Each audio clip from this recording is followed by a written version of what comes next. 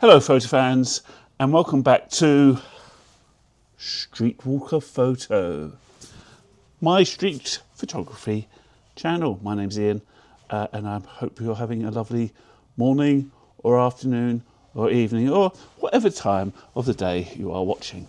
And you find me today in Streetwalker Photo mansion workshop that I share with other people. I've just got, no one's here at the moment, so I'm taping this.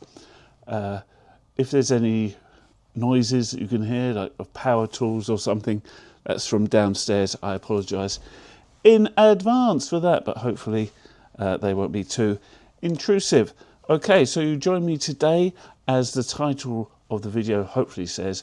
It's going to be a reaction video, and I am reacting to, this is my second reaction video, and I am reacting today. The lighting is not very good, is it? Oh, it looks like I've got no eye there, does it? Oh, oh.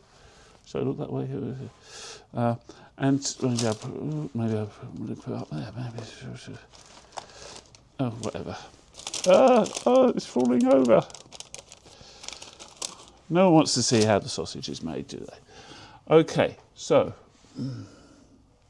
yes. So enough of that. So today's my second ever reaction video, and my last reaction video was to something called The History of Street. I keep looking at myself, just looking at the lighting. Sorry, I'll stop doing that. I'll look at you now.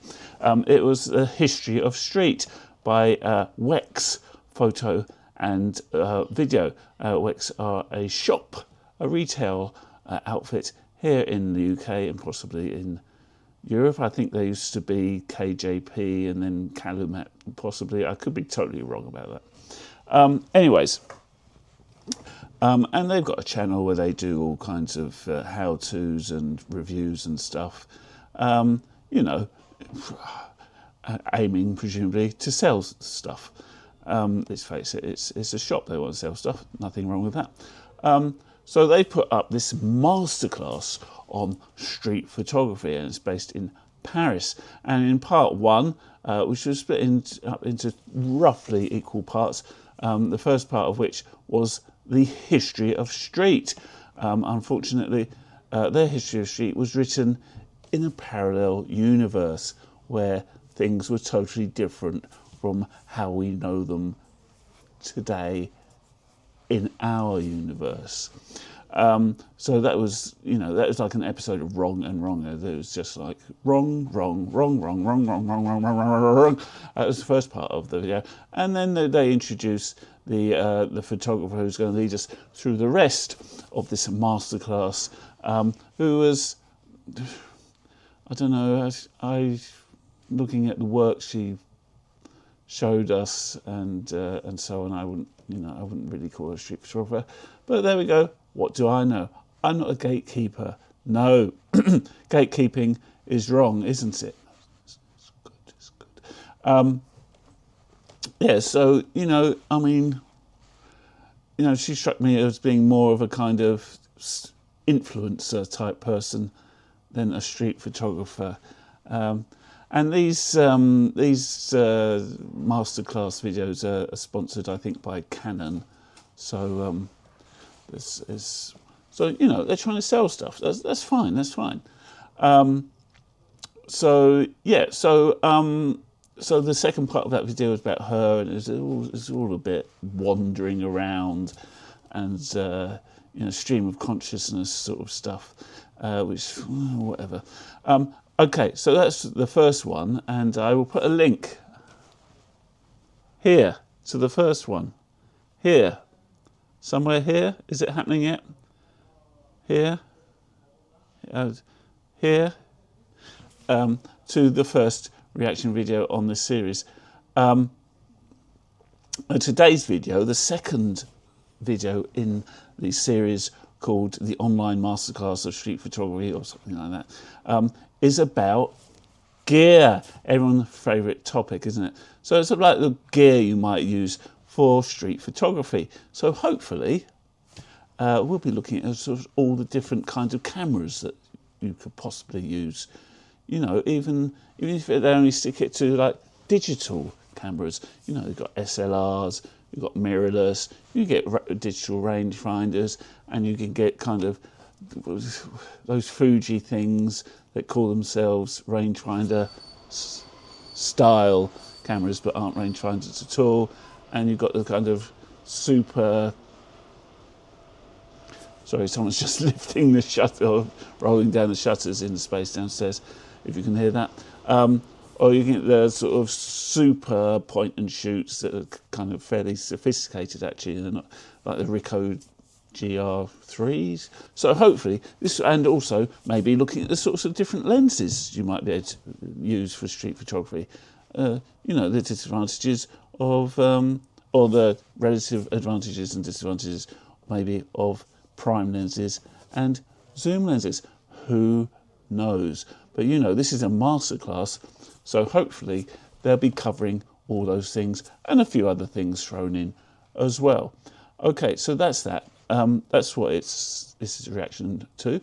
Before we go into reaction, just a quick word. I have set up a buy me a coffee page for you know, for people who, you know, want to buy me a coffee, who appreciate my efforts here, and want to express their appreciation. Now, you know, I'm miles away from being able to monetize this channel. I mean, at the time of recording, I've got 8 subscribers, so that's a mere 992 away from even thinking about being monetized. But hopefully I'll get to that point at some time in the near future, and if that happens, I still won't be monetizing the channel. I hate adverts interrupting videos when I'm watching them, so I won't be monetizing the channel through the YouTube partnership. So any, I think people should support things because they want to, not have to watch horrible adverts about things that usually then never going to buy or whatever in a million years. So yeah, so I thought I'd start the Buy Me a Coffee page as a, you know, an opportunity for people to support the channel and hopefully its ongoing growth. And also it's got a little shop feature in it as well. So I'm going to start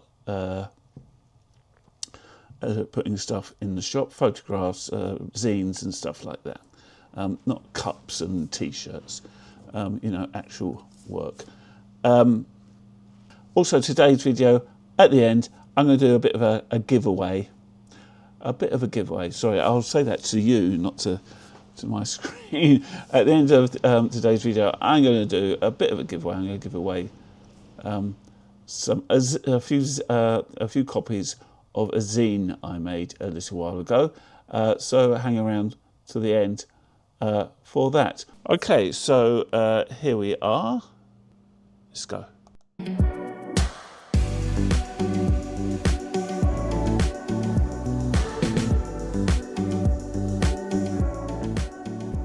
Hi guys, it's week 2 and today I'll be going through my kit and my gear.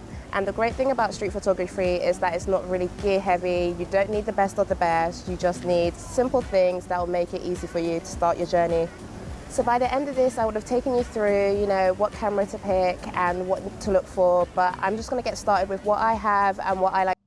So it doesn't matter what camera you've got, blah, blah, blah. It's not gear heavy, but I'm going to take you through what camera to pick.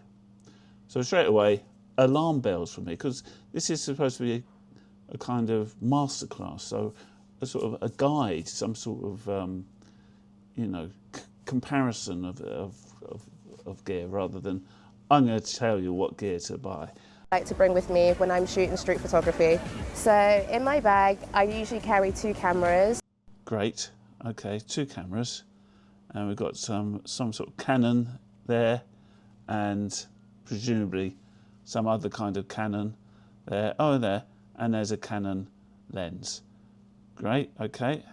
So I usually have my main one and I'll have a second one just in case I have issues with storage or battery. My main camera that I use is my Canon 60 Mark II. So this is it. Right, so in case we have issues with storage or battery? What do you mean, in case you've run out of power in your battery, or that the battery doesn't work? Can't you just buy another battery? Wouldn't that be better? Or another memory card? Interesting. 2 cameras. Yeah. Yep. I recently upgraded as of 2 years ago. Before that, I used the Canon 700D, which was a great camera that carried me from 2016 through till now. I still use it. The main reason I upgraded was because I needed a camera that had Wi-Fi. She's had this camera for 2 years, and for the 4 years, I think this was done in 2022, this was published. So she had this Canon for 2 years, and before that she had another Canon, an APS Canon. I think this 60 is full frame. So she had an APS Canon, so it had a crop factor of 1.5. So that's her 6 years. I want you to remember this. That was her 6 years of taking photography. So firstly with the, what did you say, the D700, and now for the past 2 years with the 6D. Going full frame. It was a great camera that carried me from 2016 through till now. I still use it. The main reason I upgraded was because I needed a camera that had Wi-Fi. If you're a street photographer, why do you need a camera that has Wi-Fi? I mean, I could accept that, well, you know, I'll do my other jobs, my other work, I might need Wi-Fi. Okay, but I've never met a street photographer who has Wi-Fi for their street photography. And I think that is more reflective of the fact that she's not really a street photographer. She's, and I don't mean to be, how many times do I have to say this? I don't mean to be a gatekeeper, but, you know, things mean stuff. You know, I don't think many people would describe her as a street photographer. I needed to be able to send myself pictures, especially during shoots like London Fashion Week, where I may need to edit on the go, and I can't really carry around a laptop and edit on a laptop. So it's great for having like Lightroom and all these other. What? I mean, this is like editorial photography, isn't it? Or going out and not even, it doesn't even sound like documentary stuff, because it seems that she's been employed by someone to go and take these pictures, and she wants to send them back to a magazine or whatever, and she needs Wi-Fi for that, apparently. The editing programs on my phone, I can just, you know, quickly send that on. So the other reason why I went for the Canon 6D Mark II was because it's a full frame camera. Right, so now we get to the photography bit. It's a full frame camera. I mean, it's a Wi-Fi schmi-fi. Okay, so. Just wanted to have a change as someone that's kind of gone through so many different cameras. I just wanted to, you know, play about. Okay, so she's gone through so many cameras. The Canon D700, and now this. I mean, that's the only 2 she's told us. She didn't say, oh, and before I took up photography seriously, I used Kodak Instamatic or anything like that. No, it's the first camera she mentions is her Canon D700, which she got 6 years ago when she started her photography, and now she's got this. So, but now, See how I. so let's say, what does she say? Excuse the soaring in the background, but it's real. I like to keep it real. It's great for having like Lightroom and all these other editing programs on my phone. I can just, you know, quickly send that on. So the other reason why I went for the Canon 6D Mark II was because it's a full frame camera. I just wanted to have a change as someone that's kind of gone through so many different cameras. I just wanted to, you know, play about, see how I felt. And she had so many cameras. She just changed it because she wanted to see how she felt. the main lens that I use is a Sigma 24-70 2.8, and the great thing about this lens is that it's the main one I use. I rarely take it off. I do have a 50mm lens I also use. This is great for all types of photography, not just street photography, but I do find that my 50mm does cause issues when I'm shooting street photography, just because sometimes I do want to be able to zoom in and out, and sometimes, especially during Fashion Week. You have people appearing out of nowhere, and I can either be too close, and the 50mm being fixed means I can't move, I can't zoom in and out, and it's me running around trying to work around the lens. Okay, so she doesn't like the fixed, she doesn't like the prime lens. She likes the zoom lens because of London Fashion Week. I think if you had any kind of knowledge about street photography, you would be saying, oh, a lot of people use a prime lens in their street photography. Of course, this, I mean, it comes down to the crux of the issue, that she's not doing street photography. Not that I'm being a gatekeeper. Did I say that already? How mad am I at having to say that every 10 minutes? I'm as mad as hell, and I'm not going to take this anymore! Whereas with my 24-70, the lens works around me, which is great. So I'm able to zoom in, zoom out without having to move around, and it just makes my life so much easier. However, I do really want to point out that when it comes to cameras and it comes to gear, you do not need the best of the best. Like I mentioned before, my 700D, it goes for around 250 secondhand, and it got me most of my opportunities today. It's so good. You just need to learn. So the camera got her opportunities. How to use what you have. You don't have to compete and try and keep up with everybody else, because I found that when I first shot Fashion Week, I would look around at the camera gear that everyone else had, and I felt like I shouldn't be there, especially when I was shooting for Refinery 29. Okay, so we're going to see some of her photography, and I think, you know, that is generally a really good point. You don't look at other people's stuff, their gear, you know, because they could have the best gear and they could still be totally rubbish photographers. You know, it's about the work, isn't it? It's about the work you produce, and you know, I think that is generally. I mean, it's not particularly profound point, is it? But you know, I think you know, it's a fair point. It's about the work. It's about what you produce. And now some equipment can make that better or easier to produce or whatever. You know, there's a kind of level, isn't there? A bar below which you're going to really struggle making decent pictures. And that bar is, I don't know, Holger maybe? oh, don't gatekeep. Just looked at my gear and I said, I can't believe I'm shooting for them with the gear I have. But it wasn't about that. They'd seen my work and they thought I was worthy of being picked. They'd seen my work and they thought I was worthy of being picked. And that's because I was able to use my camera, and in terms of editing style, that's all that matters. It's not about, you know, specs of a camera. It's just about practicing and getting it down. So those are the two main lenses I use.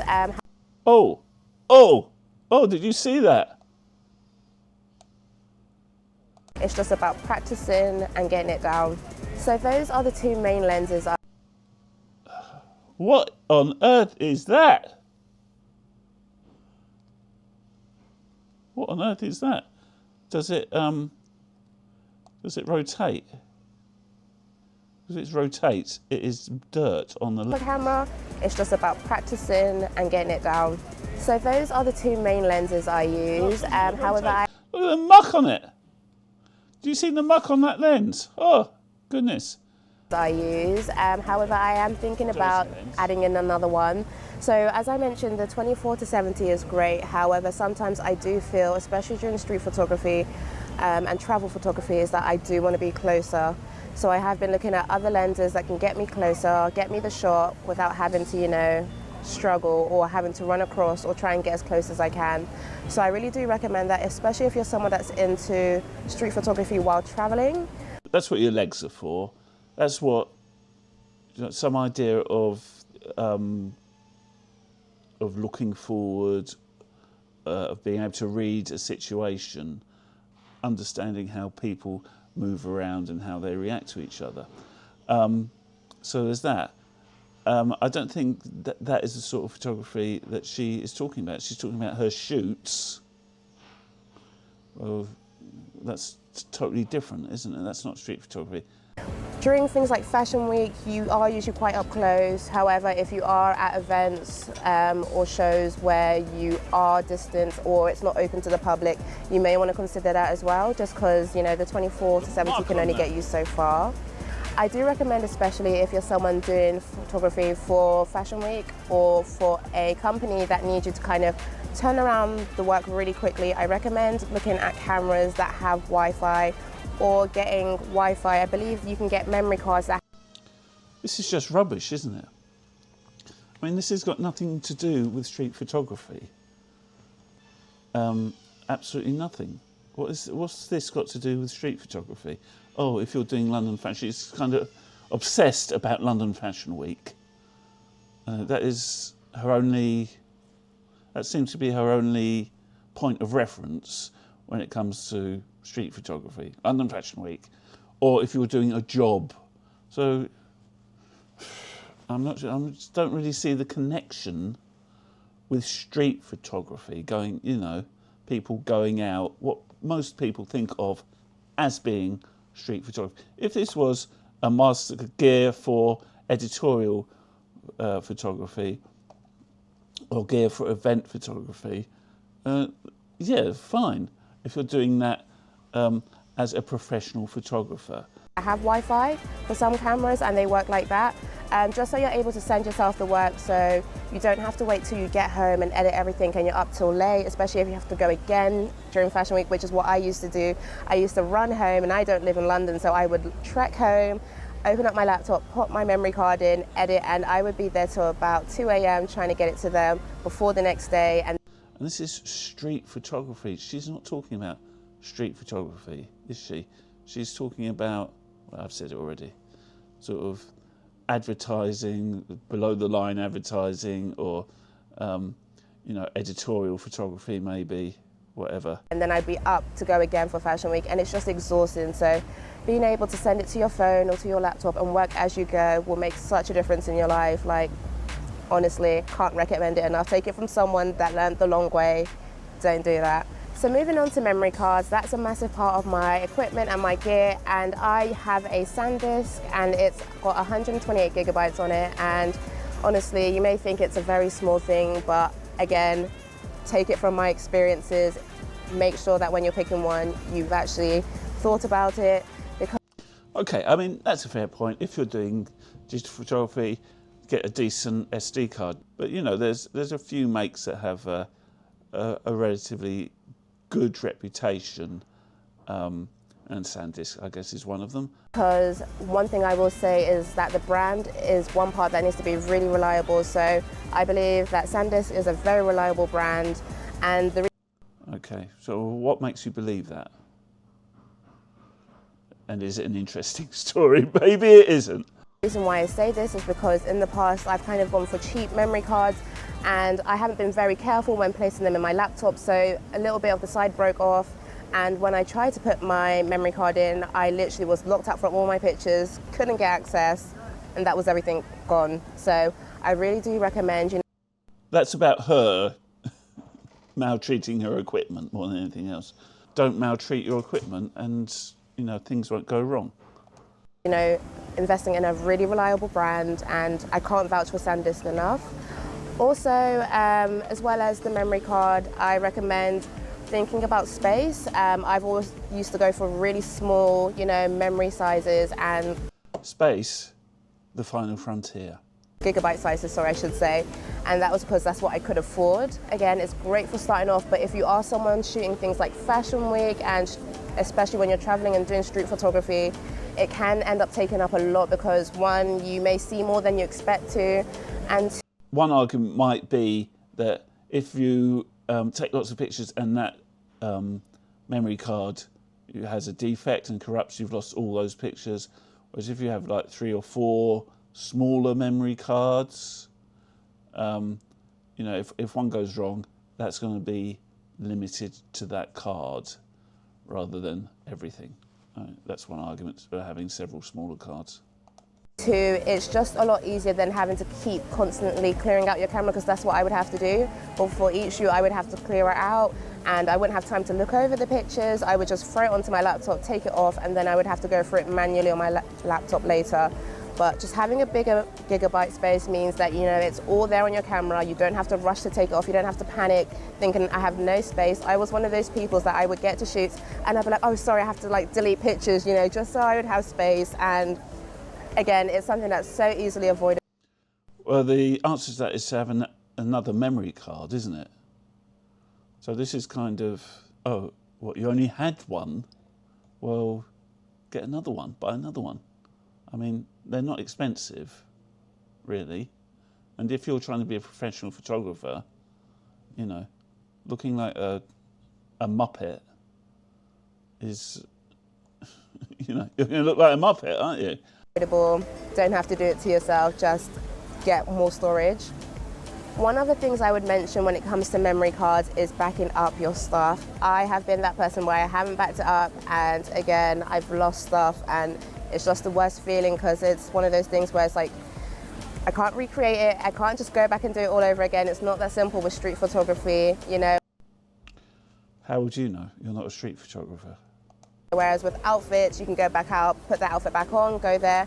With street photography, those people won't be there waiting for me. Fashion Week, the event's done, it's dusted. What? Fashion Week, she is absolutely, I mean, that is her hook into this whole street photography thing. And this whole series of videos, that is her hook, that's her entrance into it. She took some photographs on the street at London Fashion Week, and now she's a street photographer, which makes her a street photographer apparently. And now she's, you know, and she's a bit of an influencer, whatever that means. And so now she's going to do this for us.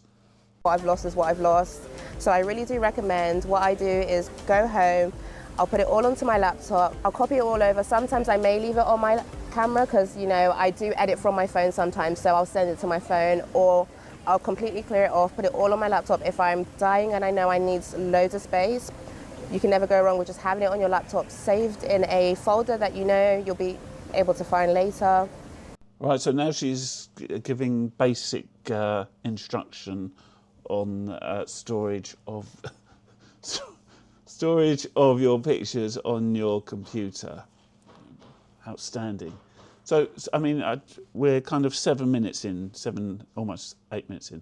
So far, and remember, this is gear for street photography. So far, what we've talked about is SLR camera and 2 SLR cameras, zoom lenses, and memory cards. Okay, so we're a third way in. Our guide to gear for street photography: DSLR, memory cards, zoom lenses. That's it. Don't make the mistake of just thinking, oh yeah, I'll be fine not backing it up, or I'll do it at this point. Just do it. You will thank yourself later, I promise. So, as I mentioned earlier, I like to use my phone to edit. One of the reasons why is because I'm always on the go. I'm one of those people that I've kind of got into the flow with editing now because I know my style, and I've been able to create presets that I love. So the great thing about phones is that you can download apps like Lightroom, Photoshop, and Visco on your phone. And I mostly use Lightroom and I mostly use Visco just because, again, so simple to use. With Lightroom, you're able to actually download and... So I mostly use this, and I mostly use that. I have no idea what Visco is. What is Visco? Visco through the tulips. Visco, V-I-S-C-O. Photo editor and video editor tools. Connect with our global blah, blah, blah. Your home for photography. Enhance your work, blah, blah, blah. It's an app that does something. And transport all your presets over. So you can literally smack it on, and once you're someone like me who's got that ready, then you can literally go and edit that. Presets are the worst thing that ever happened to photography. I'm sorry, there's no, after digital photography, it's the worst thing that ever happened to photography. Presets, presets, presets. I want all my photographs to look the same. Throw it up, send it over even. Don't buy presets. I mean, if you make your own presets, that's one thing. All right, so I won't get into the buying presets. That'll be in another reaction video, maybe. If you're ready to. And same thing with Lightroom as well, you're able to kind of still tweak it in the same way you may do on a laptop. Just because I feel like having and running around with a laptop, especially when you're doing street photography, it's another thing to carry, it's another thing to worry about having, it's another thing you need to charge and make sure that it's okay. So that's the great thing about being able to send it to my phone. It's one less thing to worry about. I always will have my phone with me. So yeah, that's why I like editing on my phone. I don't use my phone when shooting street style. I do use my cameras. That's it, street style. That's what it's all about, isn't it? That is it. This isn't about street photography. It's about street style. You know, oh, you're a fashion photographer on the street. That isn't street photography. Okay, taking fashion pictures on the street isn't street photography. You know, taking editorial pictures on the street is not street photography. Taking portraits, taking someone out and arranging to take their picture and meeting them on the street somewhere, that is not street photography. It's not even street portraiture. This isn't street photography. This is street style. It's just great for all-around editing, all-around being able to even send off files as I'm going, because you can get apps like WeTransfer and throw them in from your phone, or things like Google Docs and just slap them in, send them to the person so they can actually review them as you're shooting in case they don't like the editing style, or in terms of your photography, if they want you to maybe change up the frames and get more. Okay, so remember, the reason she was getting employed is because of her editing style. Oh, what about if the person who chose you for your editing style doesn't like your editing style? Wow, that's a logic bomb, isn't it? More things, you're able to kind of have that rather than sending it at the end of the day and they're coming back to you with things like, oh, I don't really love this, or I wish you did this. That's the great thing about being able to send it as you go. Just keeping people up to date as well, and especially if you're doing a takeover for a company, you may need to do it throughout the day. Again, being able to send and edit on the go means you're able to kind of keep those stories going throughout the day, so people are really intrigued and you're able to build that story up and build people's excitement as you go. You don't have to wait till the end of the day. So that's why I really do recommend considering your phone for editing if you're someone that finds waiting until the end of the day a very long part of the process with street photography. As well as me, I'm just someone that's very excited. The moment I know I have pictures I like, I just know I want to share some of them before the day's over. So that's the great thing about being able to edit on your phone. When she says share, I'm interested in that. Share of pictures as in a person, or does she mean share with the person who's employing you? I mean, presumably, if you're out taking pictures for a job, so just for advertising or marketing or something, you're not sharing, are you sharing the pictures that you take as part of that, generally on social media or whatever? Would you do that? I don't know. Is that what you do these days? I don't know. So the bag I'm using, and if you're... Right, so now we've covered all the equipment you might need: an SLR, a zoom lens, an SD card, a mobile phone with the stuff on. Okay, that's your gear. So now let's get on to the bag. Okay, the most important bit of equipment. Everyone knows the most important bit of photographic equipment when you're out taking pictures is the bag. Wondering, yes, the reason why I have it in my hand is because I cannot pronounce it and I don't want to butcher it, is the Wondrid PRVKE Lite. I've kind of spelled it out there for you guys just, you know, in case. 11-litre backpack, and it has been amazing. It has changed my life. Okay, clearly this is a brand new bag. So, and there's a link in the video saying, oh, if you want to find out more about this bag, click here, we sell it. And if you go back to the history of photography video, the other person, the young woman who did the history of street photography bit, she also had one of these bags. She probably had the same one. Okay, this is clearly a brand new bag. I mean, whether this photographer has ever used it before, oh, no, it's changed my life. Really? Especially as someone that used to throw their camera in their tote bag. I know you're judging. You know, it is what it is, I'll be honest. I'm a changed person, I'm doing better these days. So these days, blah, blah, blah. She's clearly just got this bag. It is brand new.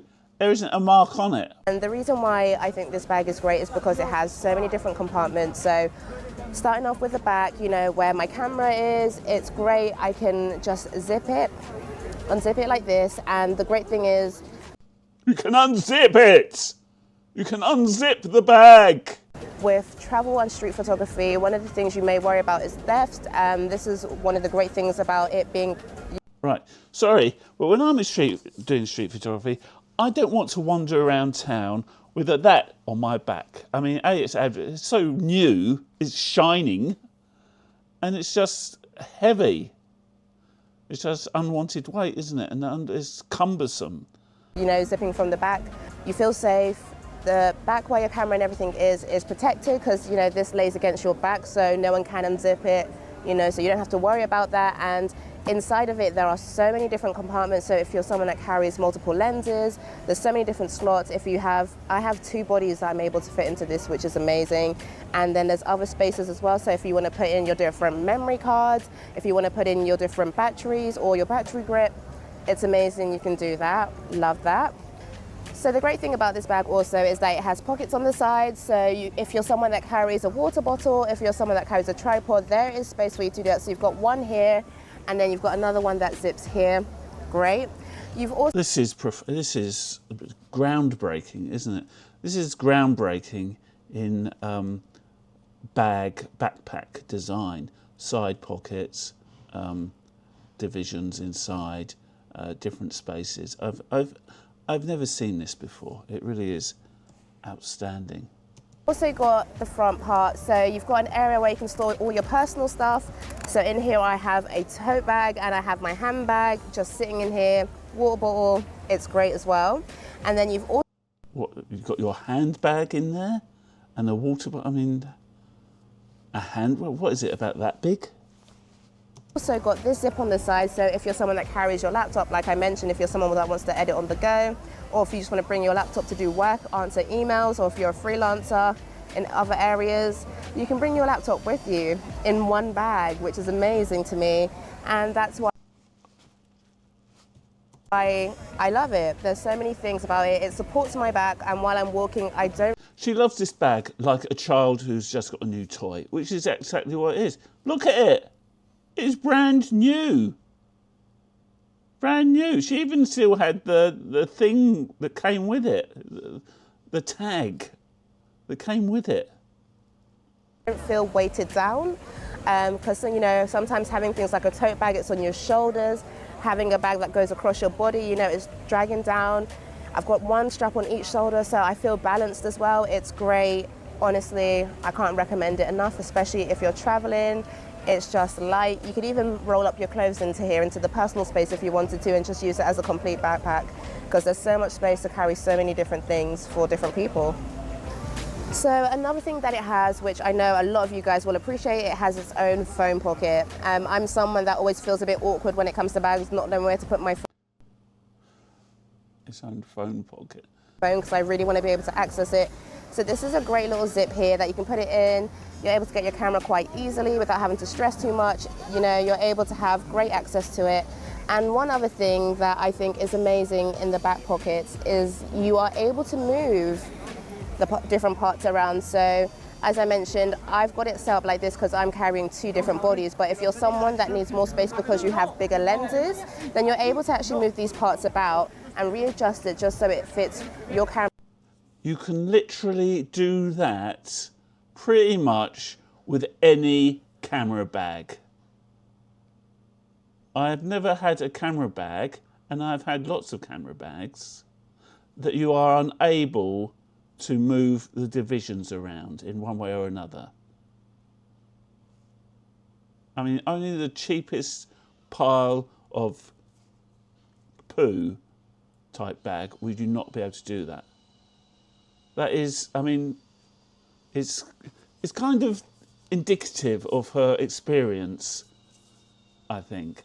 You know, every decent bag, whether it's for photographers, whether it's a sling or a backpack like this, you can move the divisions around.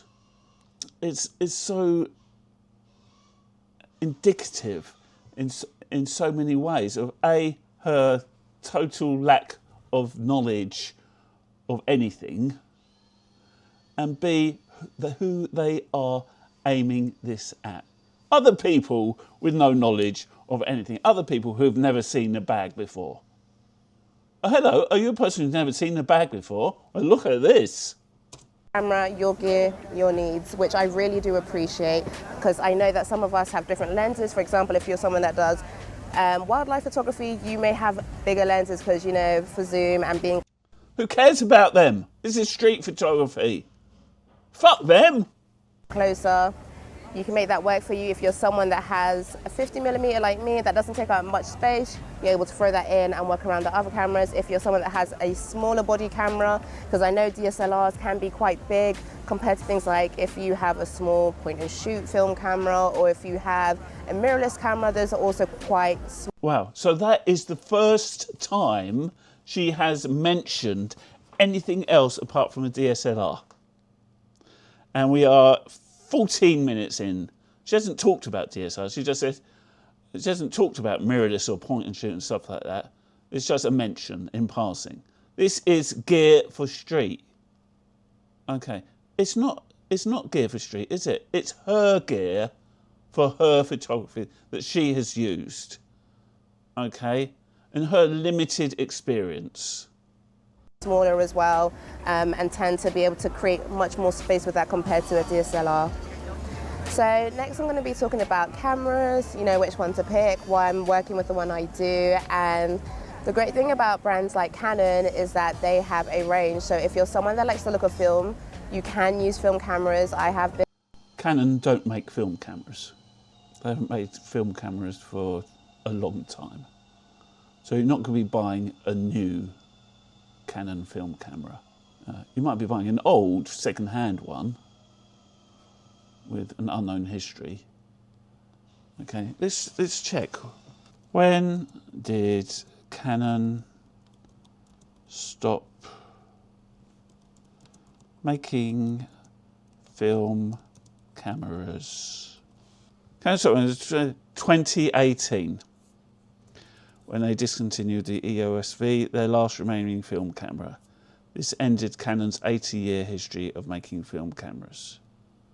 So May the 30th, 2018, they stopped marketing from the last model film camera. And that was a professional camera.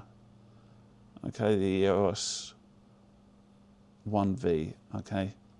So pretty sweet camera looking, but yeah, Canon don't make a film camera. Been as well to shoot street style photography, and also when I'm traveling. The only thing with film is that, film prices are on the rise and it's so much harder to find film. And the reason why I'm traveling with my DSLR, my 60, is because I just love that I'm able to send myself the pictures and look at them, whereas with film you kind of sometimes have to wait to get it developed. With film, you sometimes have to wait to get it developed. Yeah, that's true, isn't it? That's true. Unless you're shooting everything on an Instax, that is pretty much true. That is, the profundity of that statement is jaw-droppingly profound. I'm someone that's very keen. I like being able to see what I have straight away. I like sharing. Right, so she wants to. So basically, she's a chimper. A person who looks at the picture straight away. Oh, is that a good one? Do I need to take another one? That's a good one. That's a good one. Which is, and to a certain extent, if you are doing a professional job, if you're taking pictures, advertising pictures, or below the line marketing or whatever, or editorial stuff, that's fine. That's great. Looking at the picture, oh, that's not quite. I used to work in a studio, photographer's studio, and everything was still live, nothing moved. But they used Polaroids just to check the framing and so on, and the lighting and things like that. Yeah, that's fine. So yes, if you're doing that sort of work, then you want to see that the pictures you are taking, you know, that they're good and the equipment's working and all that. So yes, that's fine. Okay? But this isn't what street photography is about, is it? As I'm on the go with my travel. It's not about that, because it's about moments. And literally, if you're well, that's the main thing that most people think it's about. You've either got the moment or you haven't. And chimping isn't going to help you get there. Travels. So that's one great thing about it. But what I would like to stress is that, you know, the great thing about street style and street photography is that Street style and street photography. The great thing about it, this here that I really hate, sorry, I know I keep going on about it, but street style, what is that? I have straight away, I like sharing as I'm on the go with my travels. So that's one great thing about it. But what I would like to stress is that, you know, the great thing about street style and street photography is that you don't have to have the highest camera available. So the 60 is great. I just recently kind of moved up to this myself. However, there are so many different Canon cameras for so many different budgets. So if you're someone that's just starting out, again, I can't recommend This video sponsored by Canon. Cameras like the 600D, 700D. There are so many that are still being used till this day that don't get the recognition they deserve and sometimes are overlooked. I feel like sometimes with photography, it can be very easy to kind of go online, look at roundups, and they'll tell you to kind of go for, like, you know, one of the highest ones up there. But it can be a bit daunting, especially if you're someone that's just trying to learn how to use a camera, going all the way into the deep end, just because. Okay, so I understand that, you know, this is trying to be instructional. Okay. I mean, that thing earlier about what I said about the bags, or no, was it about the bags or something else? She's someone who's never seen anything talking to people who've never seen anything. Okay. And that thing of the real beginner is this is what this video is for, isn't it? You know, people who don't know anything, and that's fine. But you know, you need to give people some idea of what is available other than a Canon or a SLR, DSLR, and all you do about other things like point and shoot or film cameras is just a mention in passing.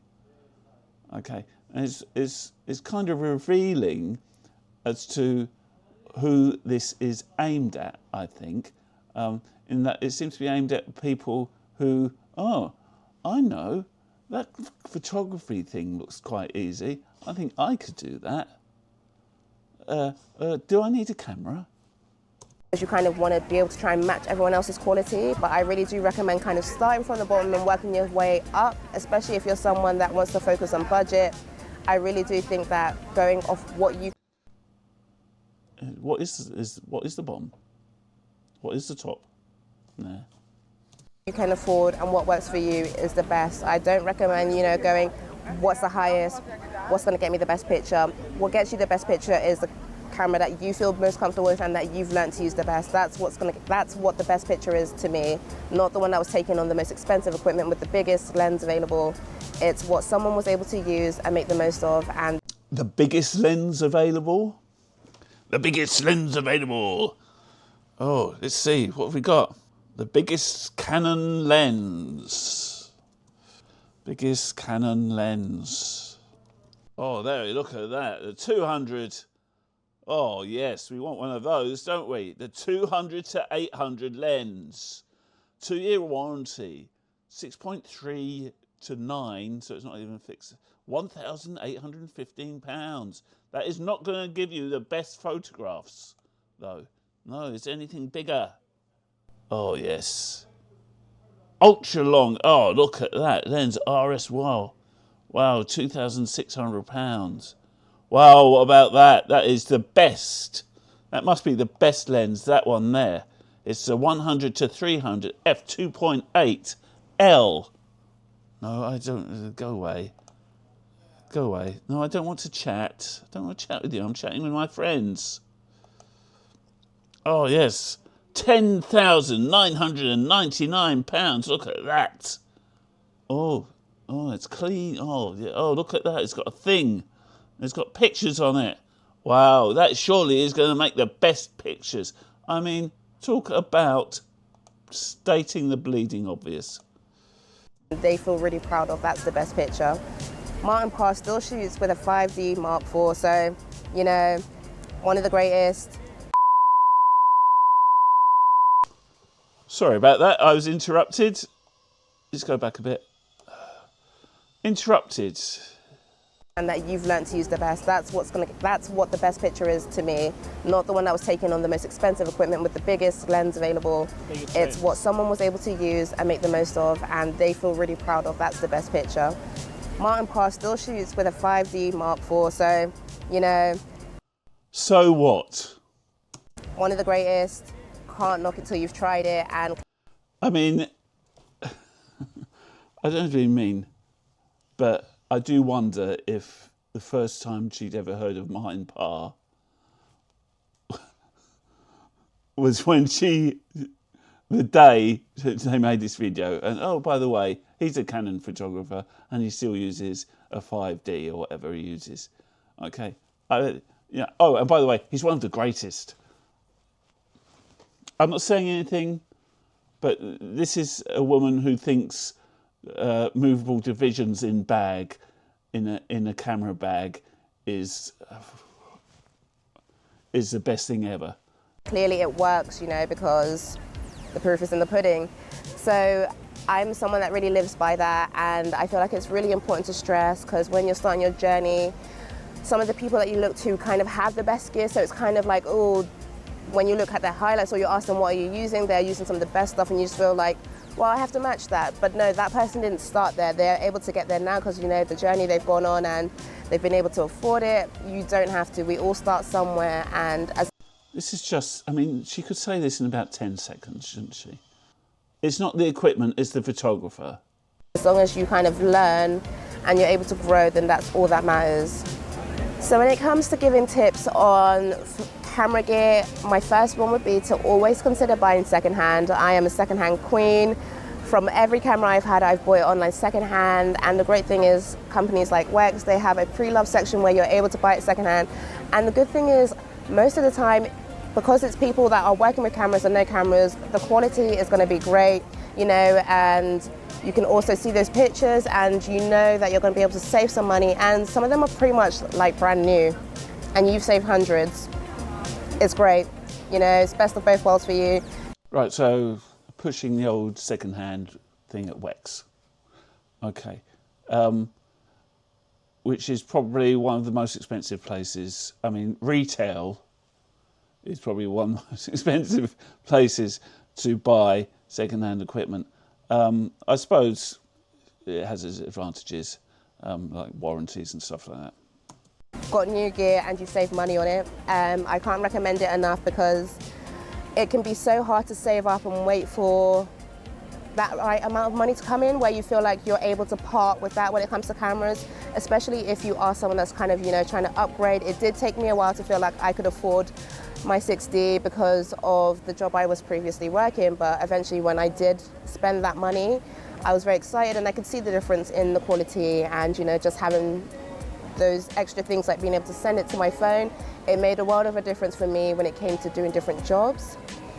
The second... Okay, so that's quite interesting. I think, you know, to a certain extent, not in terms of photography, but she found what she had before in her way of working was limiting her in some way, and so she got this thing which enabled her to do something, you know, on Wi-Fi or whatever. You know, that is, you know, perfectly good reason to upgrade, I suppose. You know, you're finding the limits, whether that's, I mean, when I talked about the limits of equipment earlier, I think I might have mentioned, I was talking about, you know, what you were able to do photographically with it, the ease of use, the whatever. But you know, if you find it an advantage to do something or to use a feature, and you're going to use a feature, then you know you've found the limits of a camera that can't do that. So that's when you upgrade. Second thing I would recommend is practice, practice, practice. I know it sounds obvious, I know it sounds boring, but I feel like the more that you shoot, the more comfortable you feel with your camera, the more you know what it does, especially when it comes to things like weather. Like, you know it's straight away what kind of settings to put your camera onto, you know what works, you know Not street photography. how to shoot in different types of weather, you know, and I just feel like Not street photography. when you have a massive catalogue of pictures to go from, you just regrow, you can see what you like. Because as I mentioned in the first episode, that I'm someone that it took me quite a long time to kind of feel and get to street photography. I kind of played around with all the different areas of photography, starting. Okay, and you're still not a street photographer. Sorry, you're not a street photographer. You're not. You're just not. And I'm not being a gatekeeper or whatever. But you're not. You're not doing street photography. What have you shown us that is street photography? Show us your work. That isn't street photography. The picture there isn't street photography. From fashion and doing outfits of the day and working with influencers in that sphere to kind of move into events and corporate, and finding I didn't like that, to finally making my way to street photography and loving that. So the third piece of advice I would give would be to have backup batteries. Either you have multiple batteries like me, I'm someone that carries around 3 when I shoot usually, or to actually buy one of the battery grips so you can kind of, you know, charge your camera as you go. Because there is nothing worse than being halfway through shooting something and your camera dies and everyone's looking at you like, what's going on? And you kind of just have to... Do battery grips charge your camera as you go? Do they do that? I mean, I've got a battery grip from my camera, and it just takes an extra battery inside it. Does it actually charge? Explain, my battery's dead, there's nothing I can do, you know, would you like me to shoot the rest on my phone? Not great, you know, especially when you're trying to come off as professionals. So I really do recommend having spares as well as memory cards if you're someone that doesn't have one like I do, where it's you know, a bigger size, maybe having 2. If it's more affordable for you to buy 2, then, you know, splurge and go all the way. Then maybe just having a second one just in case, because again, there's nothing worse than, you know, having to be like, oh, give me 5 minutes just so I can delete some pictures, and you're there panicking, going through trying to see which pictures aren't great, which ones do I not like. And you may regret deleting those pictures later because they actually may have been really good, but you're just judging it off those quick few seconds trying to be fast. So I do recommend just having extras just to save yourself time, save yourself from worrying, because you never know what might happen on the day. You may forget to charge your battery, you may forget to bring an extra SD card. So having backup is it's great. Just packing it in the night before into your bag, doing a little checklist, running through and making sure you have it all makes all the difference. So that is my gear, and Right, so that is it, isn't it? That is my gear. That is it. That's what this video is. It's my gear. It's not gear for street photography. It's my gear that I use for not street photography. Because, sorry, she isn't a street photographer. You know, and that's not, and this is what I really don't get. That is not, and I'm not insulting her, I'm not attacking her, I'm not, you know, berating her. You know, what she does is perfectly valid. You know, it's just not street photography. And why do people just, you know, want to be attached to that genre, to the genre of street photography, when they're not doing street photography? I don't understand it. What is so attractive about the genre of street photography? What is it about street photography that makes people that take, you know, cityscapes or, you know, or fashion photography or travel or whatever, what does it that makes them want to say they are street photographers? You know, I just don't understand. Why is it do they feel that it just adds legitimacy to their photography? You know, why do they lack confidence in what they do? And that is, manifested by them claiming that what they do is street photography. I don't understand it. I really don't. We'll be going off to shoot now, and I can't wait to see you guys in the next episode where we talk some more. See you guys soon. Okay, so that's that. That's the video. I mean, what do I think of that? I mean, it's poor, wasn't it, really? I mean, this is supposed to be a masterclass. It says masterclass. The history thing, that was just rubbish. This, you'd expect some sort of, overlook, some sort of indication of different things you could use. But no, it's what she, and to be fair to her, that's fine. I'm not blaming her. She just doesn't know the stuff. And Wex weren't prepared to, do anything except for, this is what I use. So if Wex came up to me and said, oh, we want you to do a masterclass on photography, and the first thing is going to be about gear, okay, but all we want to talk about is your gear, then that's what I'm going to talk about, isn't it? I'm not sure that this episode in any way adds anything. You might as well just say, have a camera. Use a camera or your phone. There's gear for street photography, anything that takes a picture. And if you want to get better, maybe think about this. Or these are your options. There's no options. There's no options. So I'm going to take a break there because I need something to eat. And I'm going to come back in 1 minute and tell you about the giveaway. Okay, thanks for watching so far, but don't go away.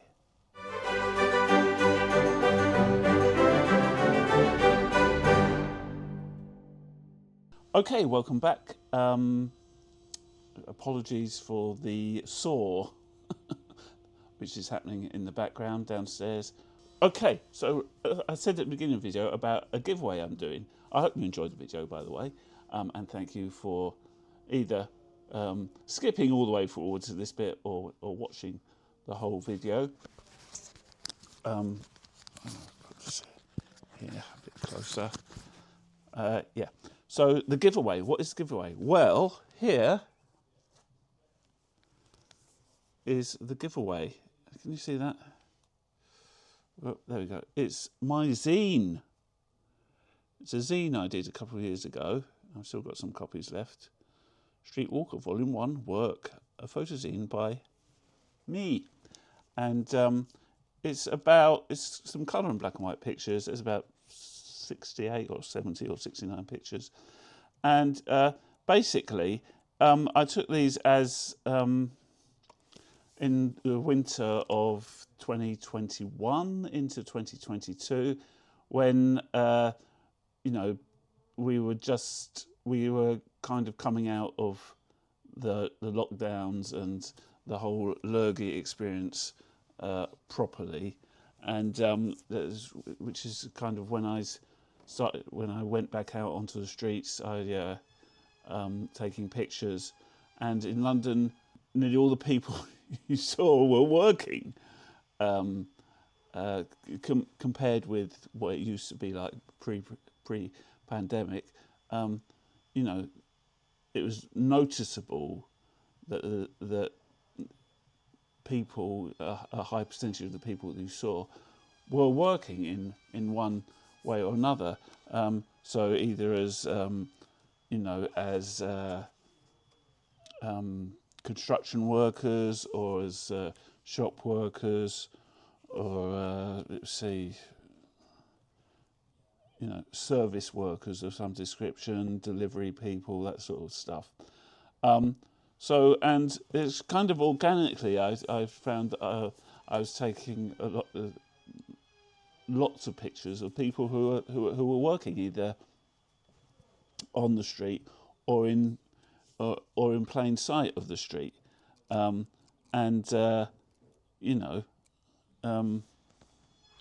these are really good. So I decided to make a zine out of them, a zine out of the pictures I took over that period. So there's lots of pictures, things, and quite a lot of pictures of people, with, with the masks on. And I think by this time the masks weren't mandatory, but people were still wearing them out of choice. And there was no distancing or anything like that. But people were, so London was slowly coming out of the disaster that was the pandemic. So so it's my ode to the workers of London.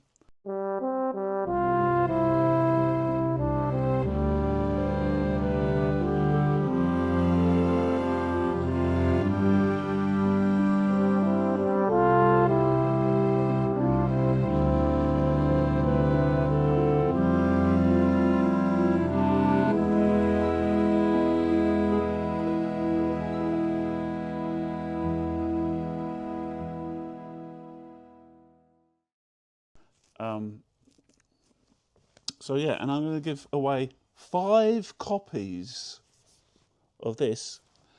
To people who can answer, the first 5 people who can answer this question. And the question is, who said, if your photos aren't good enough, you're not close enough? I think that's how it is, or is it? Yeah. If your photos aren't good enough, you're not close enough.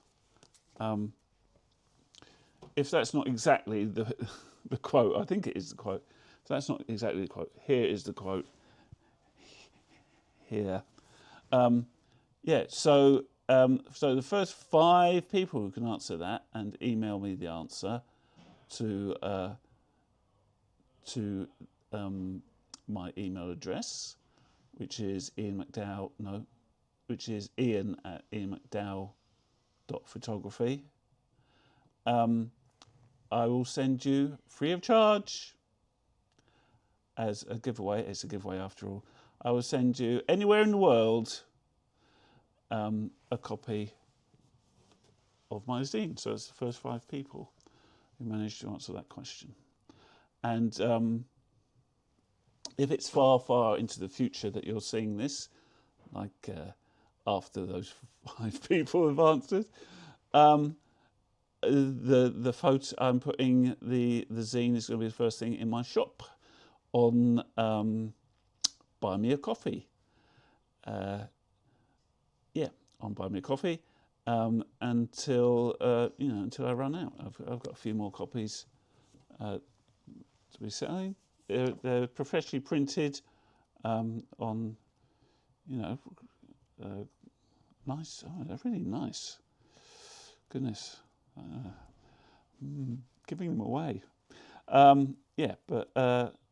So, and they've got a bit of a flow in them, in the pictures, and where I took them and everything.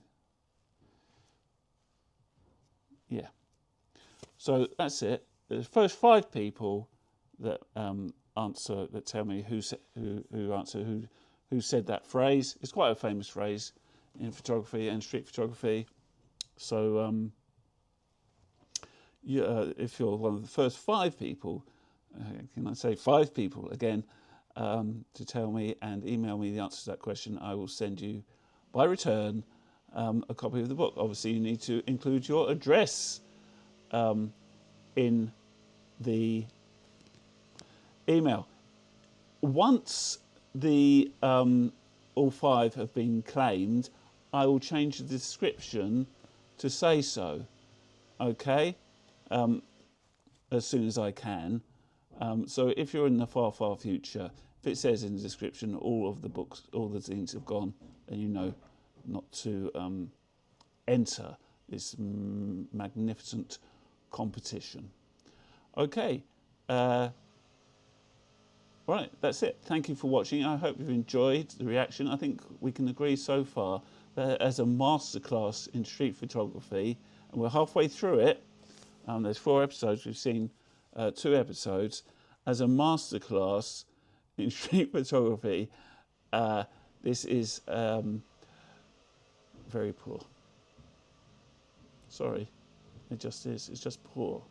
The history was poor, just wrong and ahistorical. The and this gear for street photography, just poor. It's just what this particular photographer uses, and she mentions other stuff in passing, but it's like, you know, it's no guide or nothing particularly, you know, profound in its in what it's saying, beyond this bag's got really nice divisions. Yeah, it really is the video of someone of very limited knowledge and experience, and that is not a knock against her. We all, you know, everyone knows nothing to begin with, and you know, you garner knowledge and experience as you go along. But you know, if you're doing a masterclass, that is not the person you want to be doing it. Okay, I'm going to stop now because you can probably hear the shockingly awful noises of some power tool or bandsaw or drill or router or something going on in the background. Apologies for that. I think I will start recording these if I'm at the at my shared space. I'll start recording these either at the weekend or at night. Okay, thanks for watching, and I'll catch you next time. Let's check on the board what the next video is going to be after this one, and it is Kit Lens Loser. That's coming up next, hopefully about a week after this one. Kit Lens Loser. I wonder what that's about. Okay, catch you later. I hope you enjoyed it. Thanks for watching. Like, subscribe, share. You know what to do if you want to. Okay, adios.